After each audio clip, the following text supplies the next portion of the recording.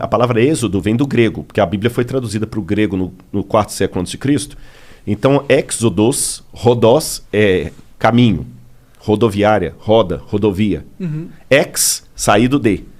Rodós, exodus, caminho afora. Aí acabaram dando nomes gregos para os livros da Bíblia, por isso que veio o nome Êxodo. Agora aqui eu quero apresentar para quem está nos ouvindo uma diferença. Pode ser que alguém tenha um professor de história e fale assim, esse Rodrigo tá louco. Ele tá louco.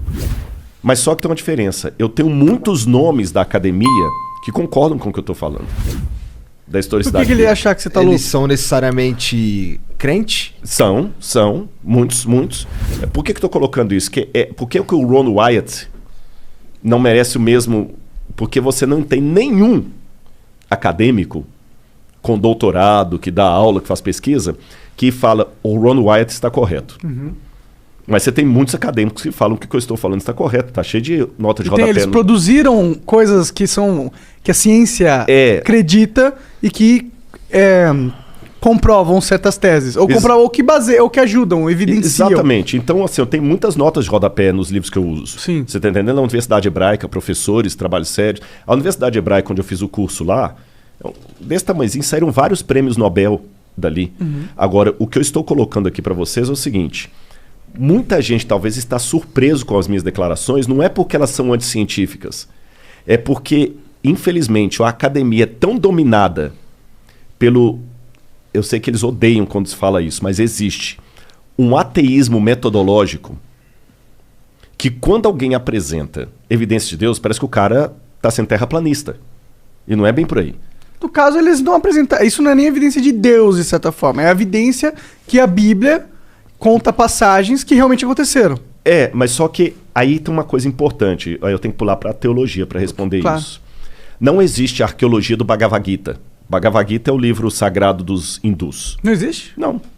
Por uma razão muito simples.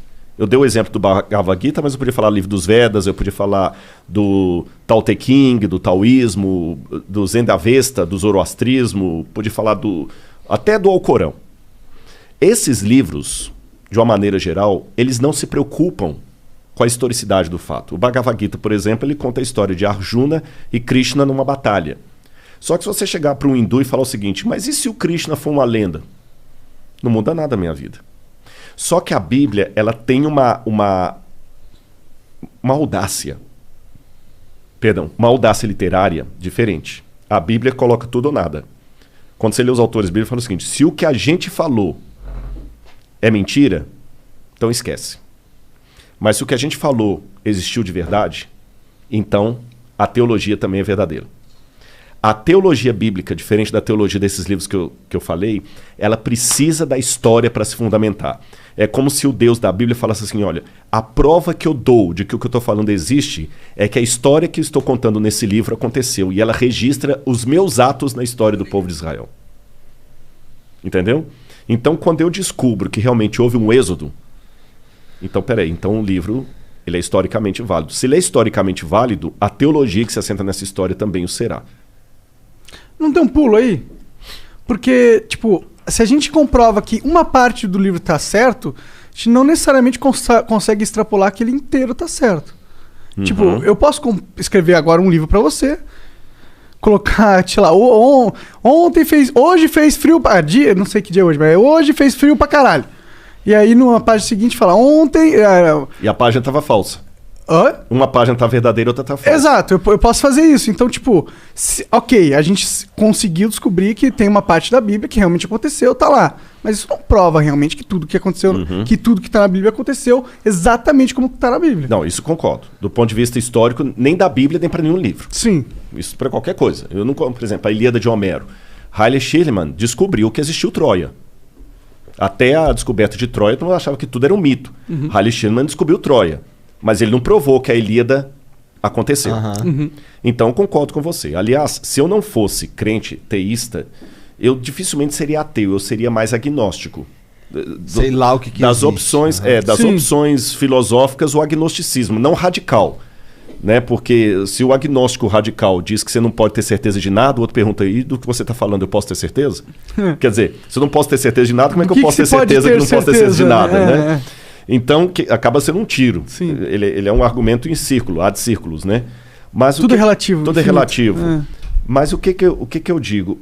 Quando eu vejo alguns parâmetros de metodologia científica, eu vejo que eu posso, sim, pegar a parte pelo todo, não para ter uma certeza absoluta, porque, como eu falei, mesmo a ciência, a Terra tem 4,2 bilhões de anos. Pô, eu não estava lá. Tudo leva a crer que sim, mas eu não estava lá. Né? 97% Não, e essa idade que a gente tem é uma estimativa. A gente não tem a idade exata da Terra. Exatamente. O 97% do universo é matéria escura. Tá, mas eu não viajei o universo todo para checar isso. Eu não tenho o quadro completo aí da parada. Mas a gente trabalha com um fragmento que aponta para realidades maiores. Um exemplo clássico que eu posso dar. 2 exemplos para ilustrar. Um é a estatística. Já que falaram de eleição, vamos supor que a estatística fala o seguinte. Se as eleições fossem hoje... Cora Coralina ganharia no primeiro turno com 62% dos votos. Pô, os caras da estatística é uma coisa que eu admiro demais, cara, porque não é qualquer um que é estatístico, não. Eu vivo vendo trabalho acadêmico que mexe com estatística, que tá uma porcaria, porque o cara não consultou um estatístico para fazer. A estatística é um negócio tão complicado que você, além de aprender a fazer estatística, interpretar a estatística não é fácil. Não é para qualquer um, não, sabe? Então vamos pegar uma estatística séria. Quando o estatístico sério fala se a eleição fosse hoje, Cora Coralina ganharia com 62% dos votos, e ele acerta. Para hoje ele acerta. Mas eu posso perguntar assim, pô, mas ele não entrevistou os 200 milhões de brasileiros que existem. Ele não precisa. Porque a amostra, uma vez tabulada, uma vez verificada, ela já dá a margem do todo. Uhum. Se a amostra for estatisticamente válida, ela dá a margem para o todo. Uhum.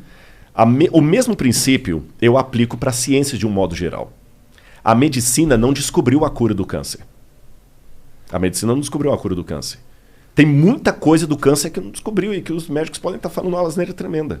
Eu vou dar um exemplo perigoso. O Covid.